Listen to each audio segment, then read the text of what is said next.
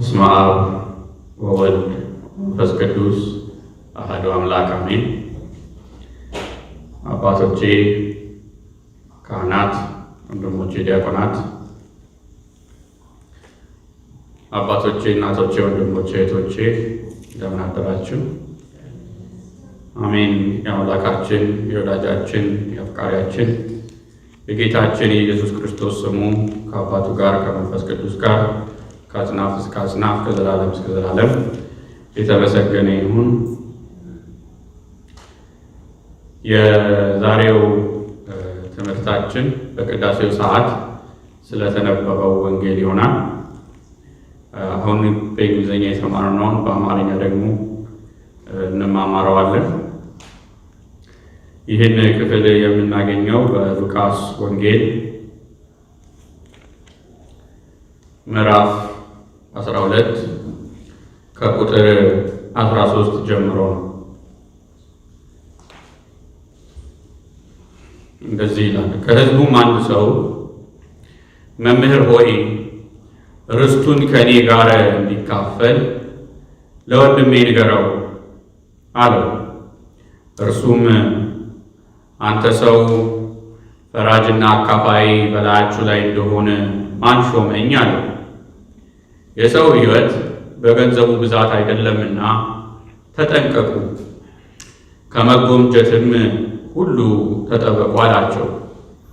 ምሳሌም ነገራቸው እንዲህ ሲል፣ አንድ ባለጠጋ ሰው እርሻ እጅግ ፍሬያማ ሆነችለት። እርሱም ፍሬን የማከማችበት ስፍራ አጥቻለሁና ምን ላድርግ ብሎ በልቡ አሰበ።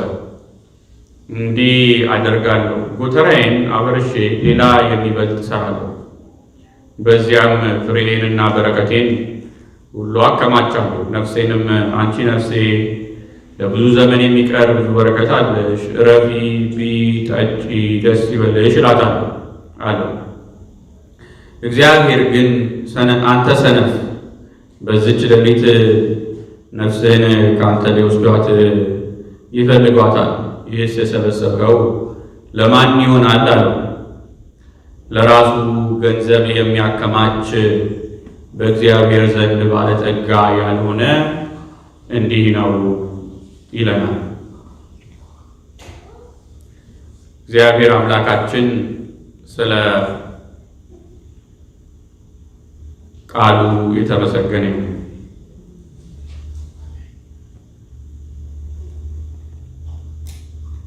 ይህ ክፍል የሚያስተምረን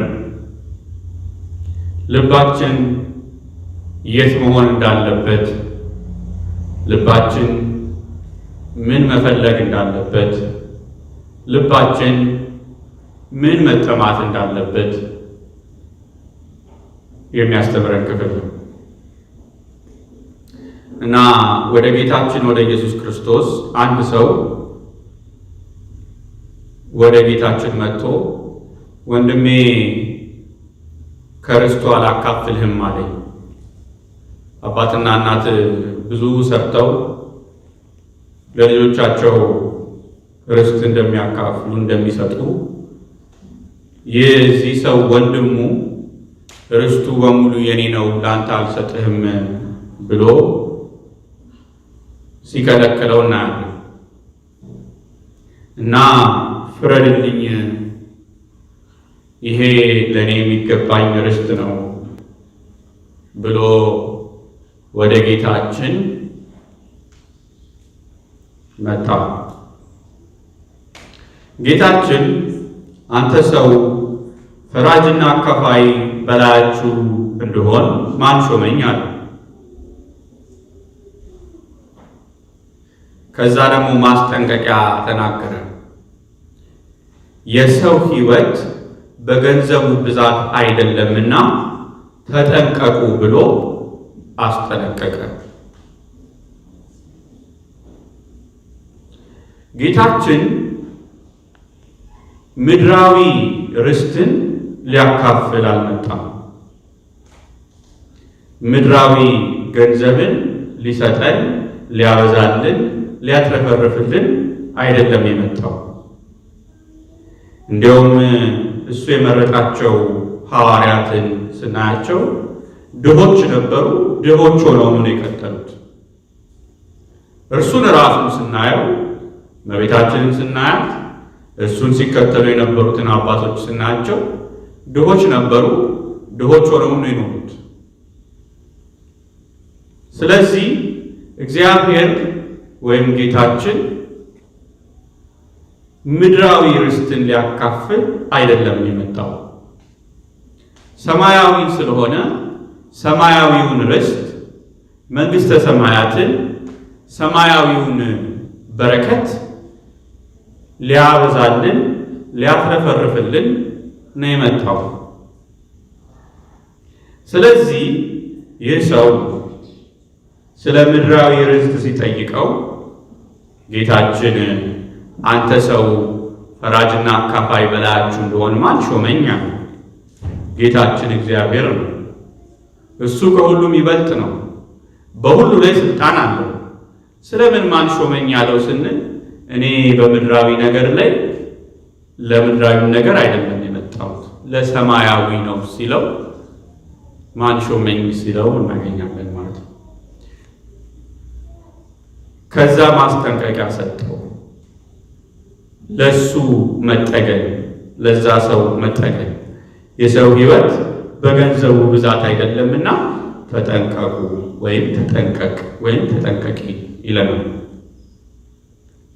እዚህ ጋራ ጌታችን የዚህን ሰው ልቡን መርምሮት ልቡ የት ነው ያለው? ምንድን ነው የሚፈልገው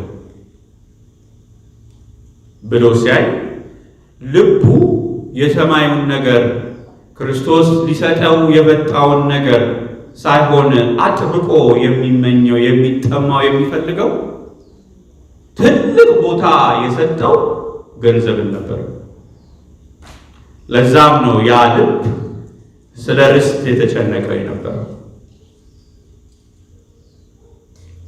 ወንድሞቼ እህቶቼ፣ ስለ ነፍሳችን ስለ ሰማያዊው ነገር ከገንዘብ የበለጠ እንጨነቅለታለን? ስለ ሰማያዊው መዝገብ ስለ ሰማያዊው ሕይወት ከምድራዊው ሀብት የበለጠ እንጨነቅለታለን? እናስብለታለን? ሰማያዊው ከምድራዊው እጅግ አብዝቶ ይበልጣል። ነገር ግን ስለምንድን ነው ሰማያዊውን የማይፈልገው ልባችን? እና ጌታ እየገሰጸው ያለው ለዚህ ነው። ለምንድን ነው አንተ የምድሩን የፈለግከው? የሰው ሕይወት በገንዘብ ብዛት አይደለም። ምንድን ነው ያታለን? ገንዘብ ሲበዛ እኛ የከበርን ወይ ከፍ ያለን ወይ በእግዚአብሔር ዘንድ ዋጋ ያለን ይመስለናል። ነገር ግን ገንዘብ ባከማቸን ቁጥር ጌታችን የሚለን ምንድን ነው?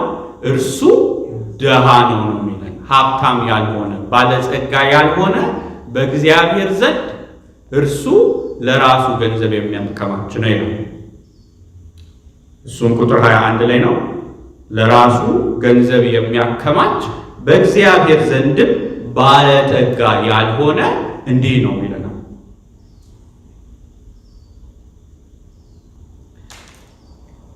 አባቶቼ፣ እናቶቼ፣ ወንድሞቼ፣ እህቶቼ ብዙ ጊዜ እኛ የምናስበው ይሄን ኃጢአት አልሰራሁም፣ ይሄ ኃጢአት ነው፣ ኃጢአት እስካልሰራው ድረስ እያለ ነው። ጌታ ግን ልባችሁ የት ነው ያለው? ልባችሁ ምን ይፈልጋል ነው የሚለን። ትፈልጉኛላችሁ ወይ? ሰማያዊውን ነገር ትፈልጋላችሁ ወይ? እግዚአብሔርን ትፈልጋላችሁ ወይ? ዋጋው ገብቷችኋል ወይ? እና በዚህ ምድር ካለው ነገር እጅግ ዋጋው እንደሚበልጥ ገብቷችኋል ወይ? ያ ከገባችሁ ለምንድን ነው እስከ ዛሬ ድረስ ልባችሁ እዚህ ያለው? ጌታ በምሳሌ ምን ተናገረ? መንግሥተ ሰማያት እቺን ትመስላለች አለ። እስቲ ጥቅሱን ካገኘሁት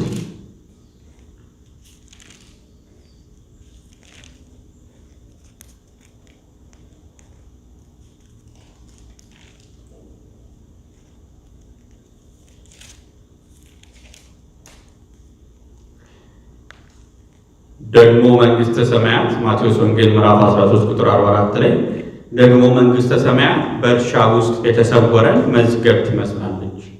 ሰውም አግኝቶ ሰወረው፣ ከደስታውም የተነሳ ያለውን ሁሉ ሸጠና ያን እርሻ ገዛ ይላል።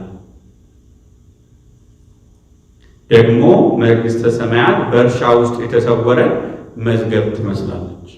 አሁን መንግሥተ ሰማያትን ምን ያህል ዋጋዋ ታላቅ እንደሆነ ሲያሳየን፣ ሰውም ያቺን መዝገብ ሲያገኛት መንግሥተ ሰማያትን ሲያገኛት ከደስታው የተነሳ ሄዶ ያለውን ሁሉ ሸጠና ያቺን መዝገብ ያቺን እርሻ ገዛ ይላል እና ዋጋዋ ታላቅ ነው። እናንተ እንዴት አድርጌ ላስረዳችሁ? አሁን ለምሳሌ እንዲሁ በገንዘብ ብናየው አንድ 100 ሚሊዮን ዶላር እና $1 ቢኖር ሰው 100 ሚሊዮን ዶላር ትቶ $1 ላይ ቢስገበገብ እንደዛ እንደማለት ነው። ዋጋው የሰማያዊ ዋጋው ሁሉን ነገር ትተን እሱን እስክንፈልግ እስክንከተል ድረስ እዚህ ጋር እንዳለ ሁሉን ሸጠና ሁሉን ትታችሁ ተከተሉኝ እንዳለ ሁሉን ትተን ያንን እስክንፈልግ ድረስ ዋጋው ታላቅ የሆነ ነው። ስለዚህ ጌታችን ልባችን ቤት እንዲሆን ይፈልጋል። ፍላጎታችን፣ ጥማታችን በሰማይ እንዲሆን ይፈልጋል። ደግሞ ማቴዎስ ወንጌል ምዕራፍ 6 ላይ ምን ይለናል? ብልና ዝገት በሚያጠፉት ሌቦቹን ቆፍረው በሚሰርቁት ዘንድ ለእናንተ በምድር ላይ መዝገብ አትሰብስቡ። ነገር ግን ስለዚህ አሁን ቅድም ጌታ እንዳለው በምድር ላይ መዝገብ የሚሰበስብ በምድር ላይ ገንዘብ የሚያከማች በእግዚአብሔር ዘንድ ባለጠጋ ያልሆነ ያለው እሱ ነው። ከዛ ነገር ግን ብልም ዝገትም በማያጠፉት ሌቦቹን ቆፍረው በማይሰርቁት ዘንድ ለእናንተ በሰማይ መዝገብ ሰብስቡ፣ መዝገብህ ባለበት ልብህ ደግሞ በዚያ ይሆናል ይላል። ይህንን ይዩት። መዝገብህ ባለበት ልብህ ደግሞ በዚያ ይሆናል። ልባችን በሰማይ እንዲሆን ይፈልጋል። ልባችን ሰማያዊ እንዲሆን ይፈልጋል።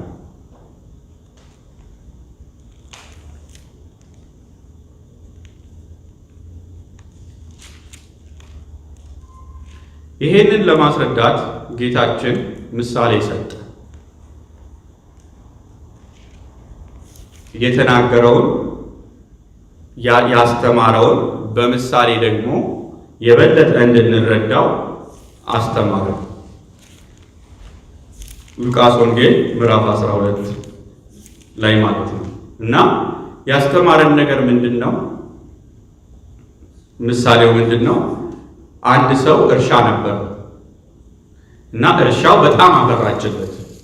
ስታፈራለት ይህ ሰው ምን ማድረግ ወሰነ? በጣም በዝቷል፣ ጎተራ አይበቃኝም፣ ስለዚህ ትልቅ ጎተራ ሰራና ያን የበዛልኝን እርሻ እህል ፍሬያማ የሆነልኝን በትልቁ ጎተራዬ ፍሬንና በረከቴን አከማቻለሁ እና ነፍሴ ለብዙ ዘመን የሚቀር ብዙ በረከት አለሽ፣ እረፊ፣ ቢ ጠጪ፣ ደስ ይበልሽ እላታለሁ አለ። ስለዚህ አሁንም ይህ ሰው መሞቱን ረስቶታል። ይህ ሰው በዚህ ምድር ላይ ነው ያለው፣ ልቡ እዚህ ነው ያለው። ስለዚህ ሰማይን ማሰብ ስላቃተው ለእሱ የታየው ነገር በዚህ ምድር ላይ ምን ያህል ራሴን አንደላቅቄ እኖራለሁ የሚለው ይታያል። ሰማይ አልታየም እና በዚያ ምክንያት ጌታችን እግዚአብሔር ምን ይለዋል? አንተ ሰነፍ ይለዋል። ለብዙ አንተ ሰነፍ ይለዋል። በዚች ሌሊት ነፍስህን ከአንተ ሊወስዷት ይፈልጓታል። ይህስ የሰበሰብከው ለማን ይሆናል አለ። በእግዚአብሔር ዘንድ ባለጠጋ ያልሆነ ለራሱ ገንዘብ የማከማች እንዲህ ያለ ነው ይለናል።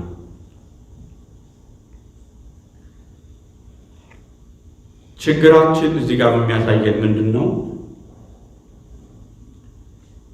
ወደፊት ከሞት አልፈን ማየት አቅቶናል። ጌታ ሰማያዊ ነው። እግዚአብሔር ሰማያዊና ዘላለማዊ ነው እና እኛ ዘላለማዊ ሰማያዊ እንድንሆን ነው የመጣው። ሊያደርገንም የፈለገው እሱ ነው። እኛ ግን ከዛ ወደ ዘላለማዊነት ለመሄድ ነው እያስቸገርን ያለን እና ወደፊት አርቆ ማየት አቃተን፣ ከሞት አልፎ ማለት ነው። እና ከሞት በኋላ ላለው ነገር ማየት ስላቃተን በዚህ ምድር ላይ ስላለው ሕይወታችን ነው የምንጨነቀው።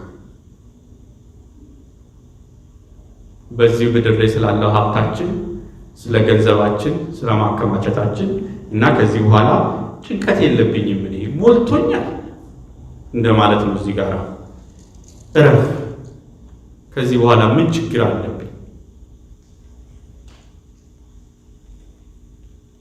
እና አንዳንድ አባቶች ስለዚህ ምን እንደሚናገሩ ንገራቸው።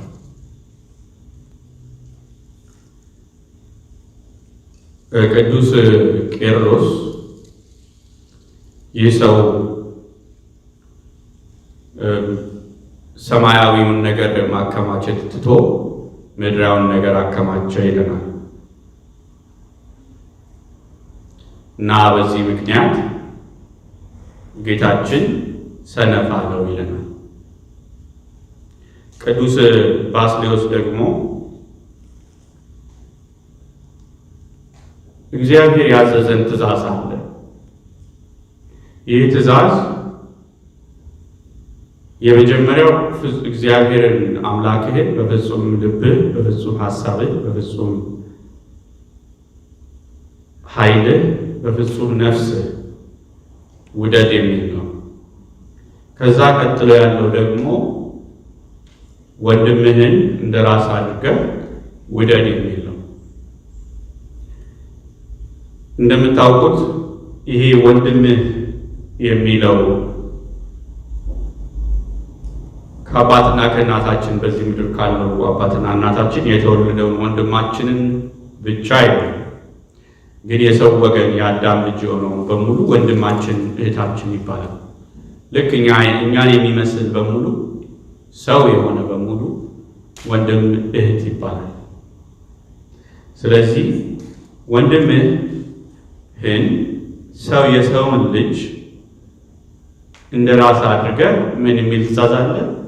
ውደድ የሚል ትእዛዝ አለ እና ቅዱስ ባስልዮስ የሚያከማች ሰው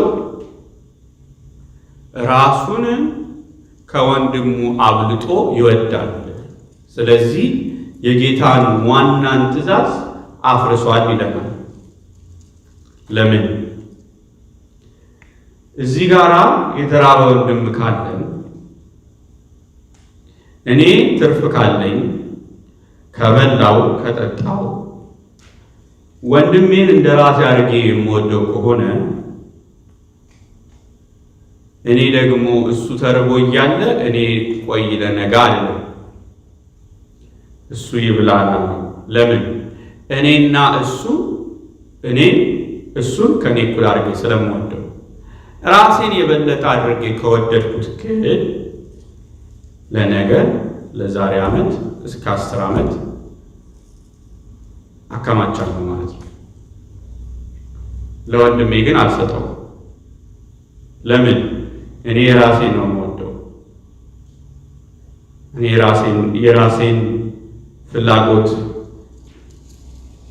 የራሴን ሀሳብ ማድረግ ነው የምፈልገው እንጂ የወንድሜ ረሃብ የወንድሜ ችግር አልታየኝም። ጌታ ግን ወንድምህን እንደ ራስ አድርገህ ውደድ ብሎ አዞናል። ወደ ቅድስናው ዓለም ስንሄድም ወደዛ ነው የምናድገው።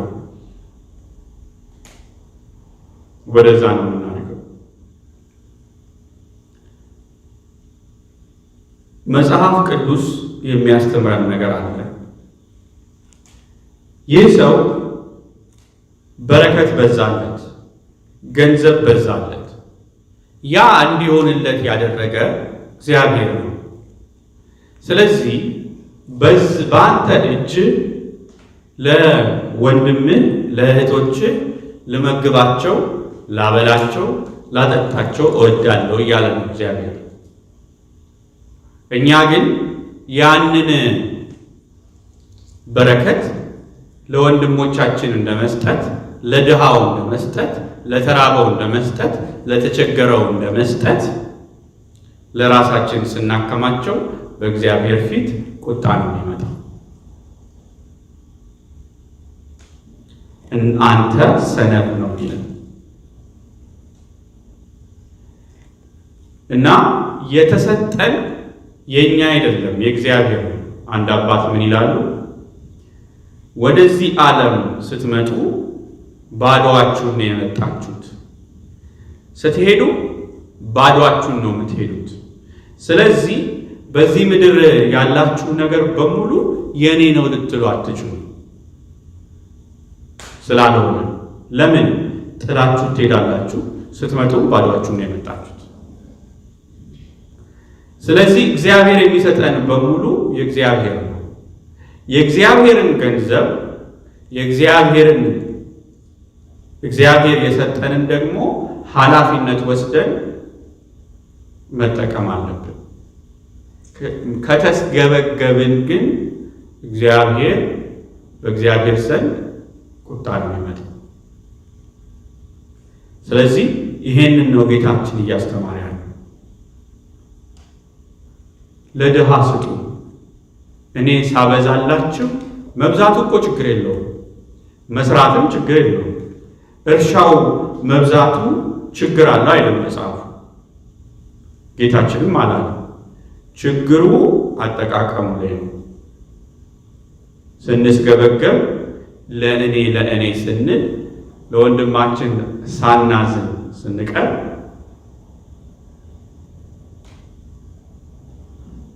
የዛን ጊዜ ነው ስህተታችን የሚሆነው ማለት ነው። ቅድም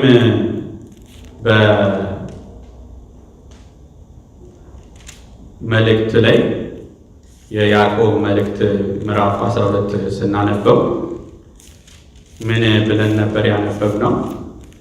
ያዕቆብ መልእክት ምዕራፍ 2 ቁጥር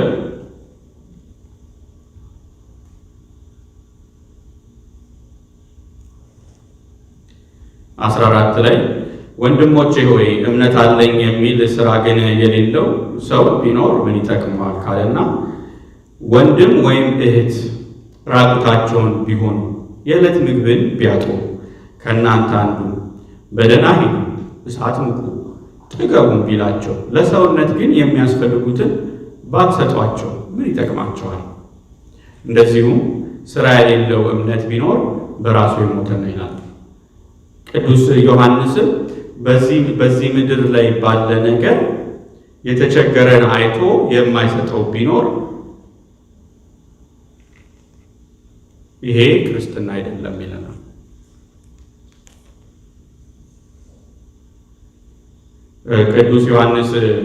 ቅዱስ ባስልዮስ እንዲሁም ሰፋ ሲያደርገው ይሄ ግን የቅዱስ ባስልዮስ እምነት ነው።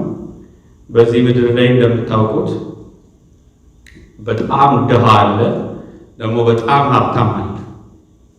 እጅግ ሀብታም አለ፣ የተረፈለፈለት የበዛለት፣ ደግሞ እጅግ ድሃ አለ እና እግዚአብሔር ይላል ቅዱስ ባስልዮስ ለዓለም ሕዝብ በሙሉ የሚያስፈልገውን ነገር ሳይሰጠው ቀርቶ አይደለም ይላል።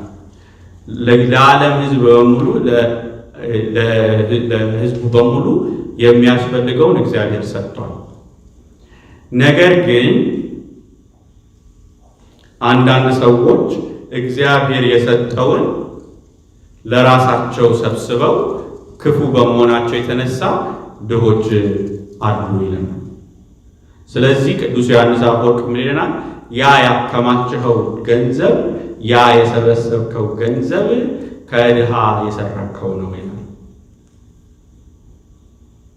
ምክንያቱም እግዚአብሔር አንተን ኃላፊነት ሰጥቶ ወንድምህን እህትህን እንድትወድ ልብህ ለወንድምህ ለእህትህ ፍቅር እንዲሆን ለኃላፊነት ሰጥቶ ሲሰጥህ፣ አንተ ግን ለዛሬ ዓመት፣ ለዛሬ 10 ዓመት፣ ለዛሬ 20 ዓመት፣ ለዛሬ 30 ዓመት ብለህ ዛሬ የተራበውን ሰው ሰረከው እና አባቶች እንደዛ አድርገው ያስተምሩናል።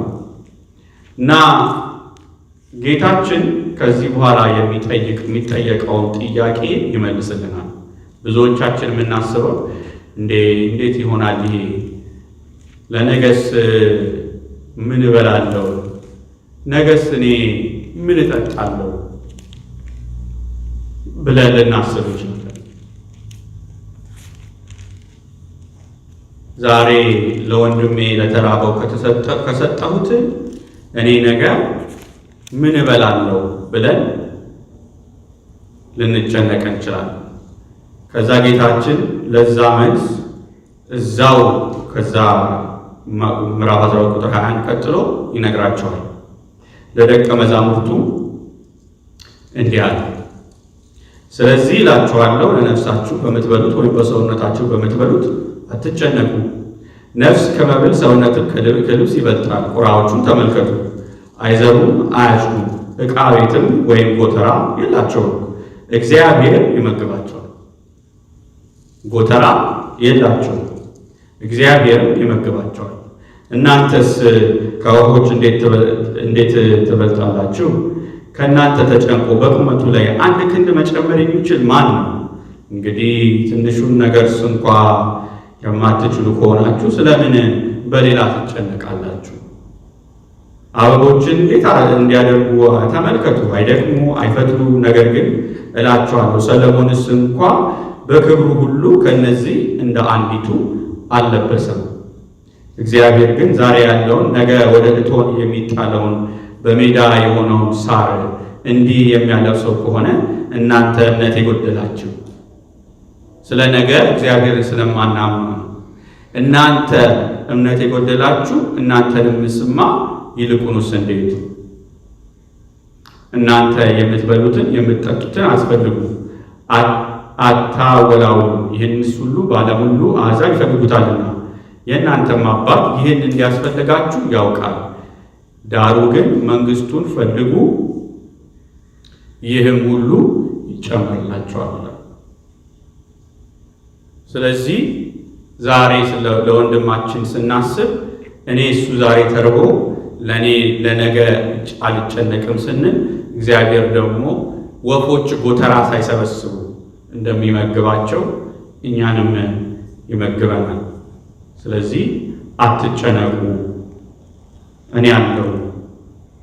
ወፎችን የሚመግብ አበቦችን የሚያለብስ እኔ አለሁ።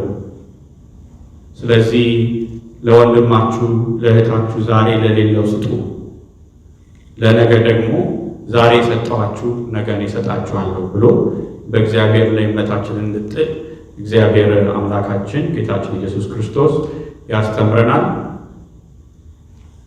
ያስተማረን የገሰጸን የወደደን አምላካችን ጌታችን ኢየሱስ ክርስቶስ የተመሰገነ ይሁን። ከአባቱ ጋር ከመንፈስ ቅዱስ ጋር ለዘላለም ነው።